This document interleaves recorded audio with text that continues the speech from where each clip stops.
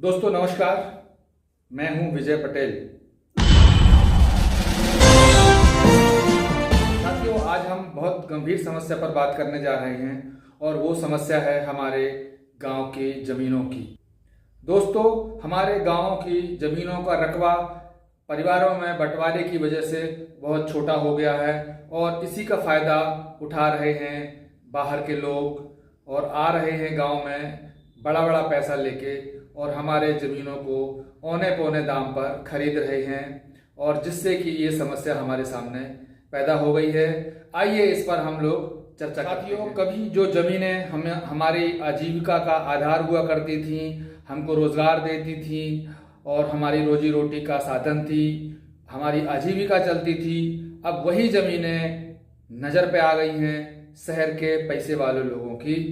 वो शहर से जो रिटायर्ड अफसर हैं वो बड़ा बड़ा पैसा लेके आ रहे हैं गांव में। बड़े बड़े जो नेतागण हैं वो भी अपना बड़ा बड़ा पैसा लगा रहे हैं ज़मीनों पर और गांव के लोग उनके इस लालच में आकर के अपनी ज़मीनें बेच दे रहे हैं और आए दिन हमको एक नई समस्या का सामना करना पड़ रहा है।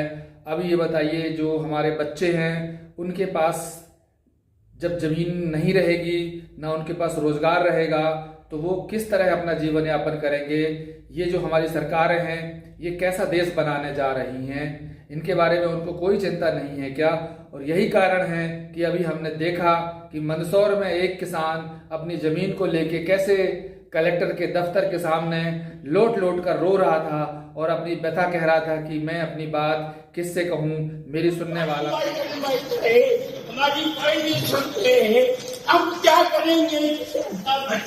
हम क्या? बुजुर्ग के जमीन पर लौटते हुए ये तस्वीर किसी मंदिर की नहीं बल्कि कलेक्टर का। हमें मिलजुल कर एक साथ मिलकर के बैठना होगा और इनकी जमीनों के टुकड़ों के बारे में सोचना होगा कि हम कैसे अपनी जमीन को। आने वाले समय पे परिवार पूरी तरह से बिखर जाएंगे और बिखरने के साथ जो नई जनरेशन आएगी, नए बच्चे आएंगे तो या तो मजदूरी करेंगे अपने पेट या परिवार को पालने के लिए, है ना, या दूसरा वो गलत रास्ते पे जाएंगे, गलत तरीके से धन का उपार्जन करेंगे, हाँ, या बड़े लोगों के साथ लूटपाट करेंगे। तो फिर सरकारों के सामने समस्या आ गई कि छोटे लोग, गरीब लोग बड़ों के साथ ये लूटपाट कर रहे हैं। ये बहुत बड़ा आने वाले समय का बहुत बड़ा ज्वलंत समस्या भी है और एक बहुत बड़ा संकट भी है।